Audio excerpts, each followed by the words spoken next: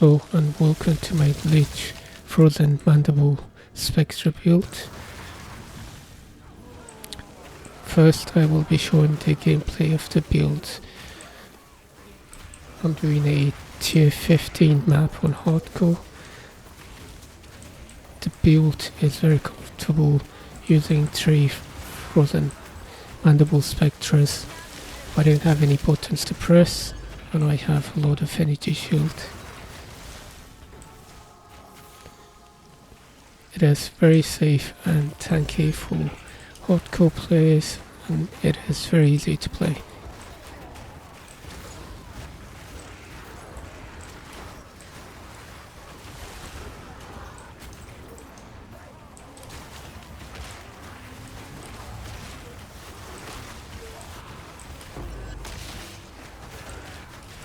The spectres that I'm using are only available after completing the first 4 acts and going into the interludes.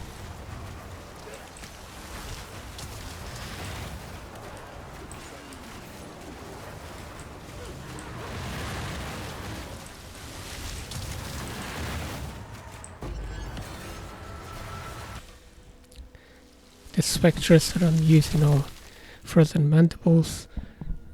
I have it linked with 5 support gems, rapid attacks, 2 feeding frenzy, 2 impact shockwave for clear. When they hit an enemy it will clear a shockwave that will help with clear as the spectres use melee attacks, heft for physical damage, and minion mastery to give an additional level. I don't have enough spirit to use other summons or this aura to regen energy shield.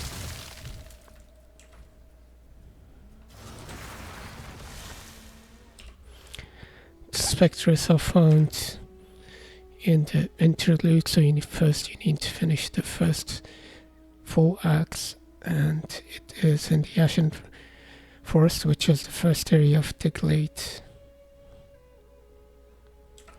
You'll have to talk to the hooded one to go to this area. To bind a spectre you need to use an uncut skill gem and select bind spectre and put it in your skill bar.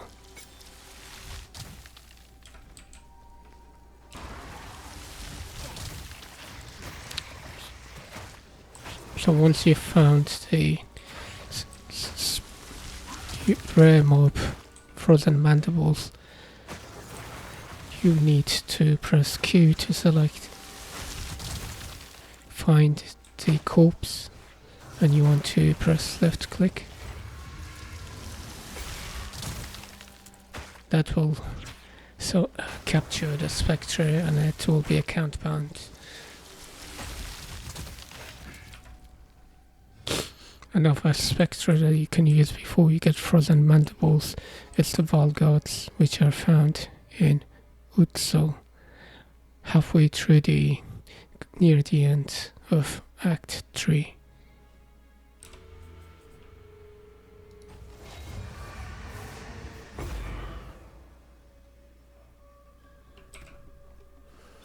Once you've found the Valgards in Exile, you can find the spectre.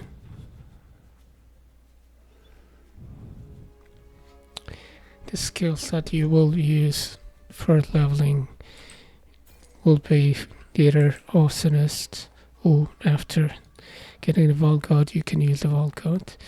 For Arsonists I'm using multi-shot support, rapid attacks, feeding frenzy and elemental armament. The skills will be exactly the same for the Valgards. It appears that I've captured the wrong Valgard. You want the caster version, not the melee version that I captured earlier. This one will cost 50 spirit and use explosive all grenades.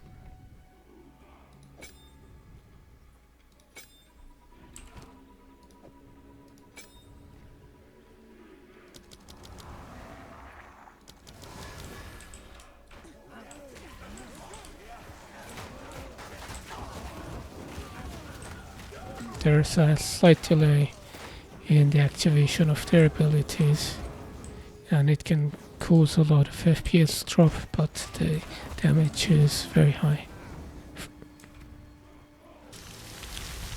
The Frozen Mandibles require 99 spirit, so you won't have a sceptre with good amount of spirit. You will get about 100 additional from doing the campaign.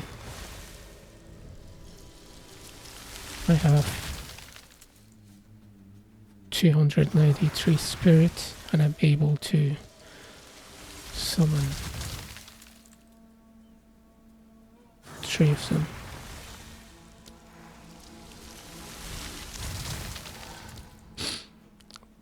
The Frozen Mandibles deal physical damage. They're melee spectre. They use this frozen ability constantly, which doesn't do much damage.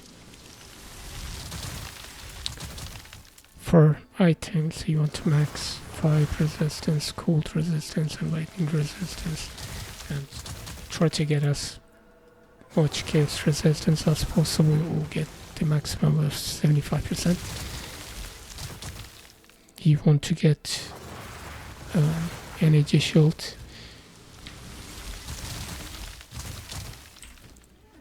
First, the sceptre, you want plus 2 level of 4 minion skills and increased spirit. If you're able to get allies in your presence that deal increased damage, that will help with your damage. For the helmet, you want plus 2 level of 4 minion skills, energy shield, resistances, and maximum life. For your shield, you want resistances, maximum life, and energy shield. And for your amulet, which is another important piece, is you want plus 2 level of minion skills, and spirit, and maximum energy shield. For rings, you want to look out for maximum life, any resistances, chaos resistance, increased rarity of items found for the end game. So once you finish the story mode, that's a good attribute to have. If you want chaos resistance, your rings and shield and belt, they're good pieces to have chaos resistance. For your belt, you want maximum life and resistances. For gloves, you want energy shield, maximum life, and resistances. Boots, you need increased movement speed, energy shield, and resistances.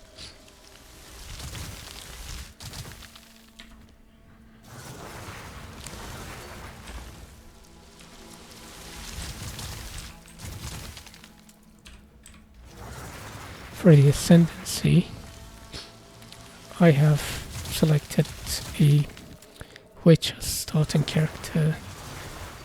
From there I've ascended into Lich.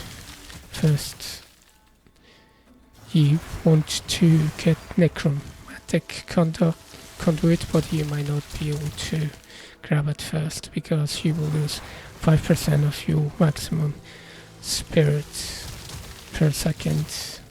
So in order to counter that, you need to grab Soulless Form, which gives you 10% of damage taken, bypasses energy shield, but you do not gain regular mana regeneration. You will gain mana equal to 5% of your life. So that is why we need life and energy shield. From there you want to grab Eternal Life, so life cannot change while you have Energy Shield, which means that you cannot take life damage of any form while you have Energy Shield, so you're immune to poison and bleeding. And the 10% damage reduction will apply, but you won't take any damage to your life. And then from there you want to take Necromantic Knut, which will give you Unholy Might to you on your minions. It will give 30% of damage as extra chaos damage. And the last Ascendancy will be Crystalline Phylactery, which gives you a jewel slot, which will have 100% increase effect of the jewel. And it will make it so you mana cost of skills will increase if you do not have Energy Shield. For the jewel, I have a basic jewel with maximum Energy Shield and faster attack speed and cast speed for minions, and minions will increase damage.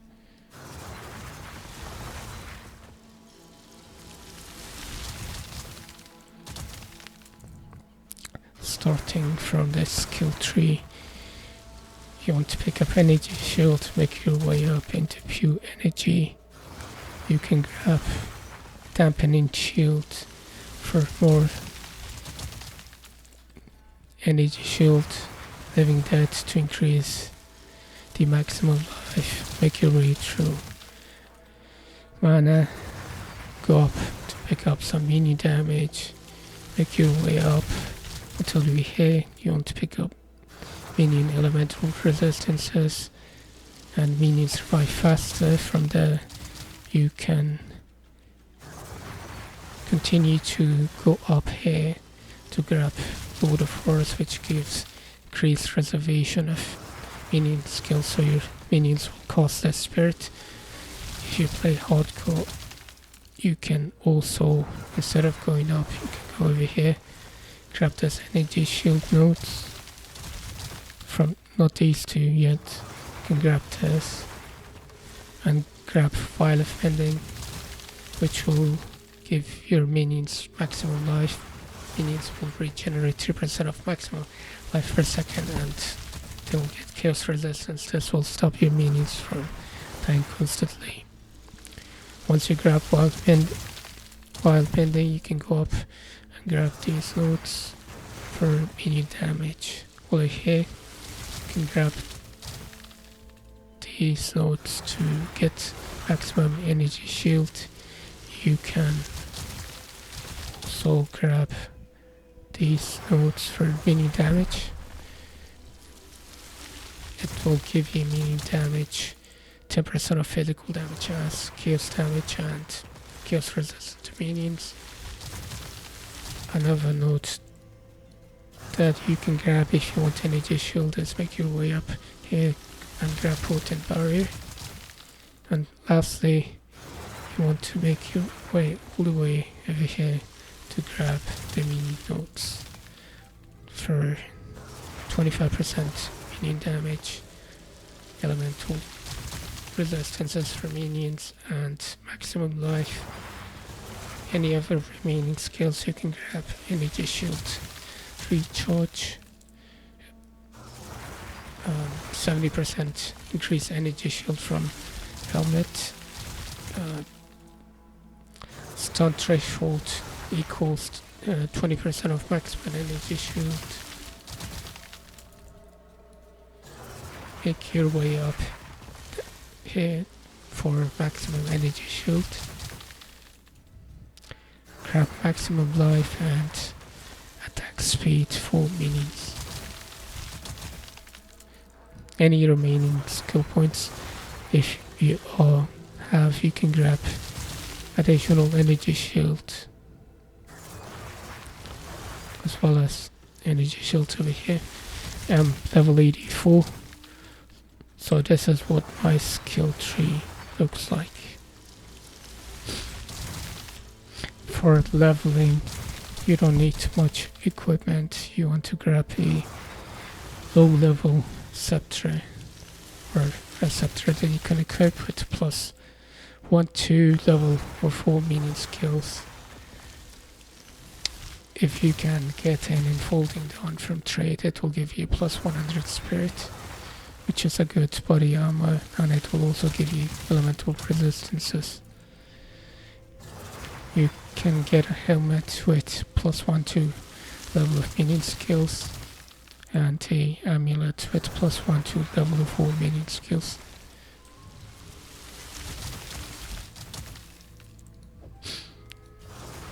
If you're unable to trade for an enfolding dawn, you can use an orb of chance on a pilgrim investment to try to get a enfolding dawn, which is the most essential equipment for leveling, as it will give you the spirit boost that you need to summon more minions.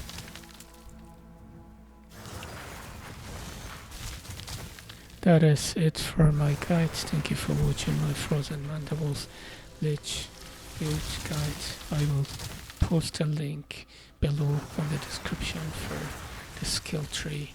Remember to like and subscribe.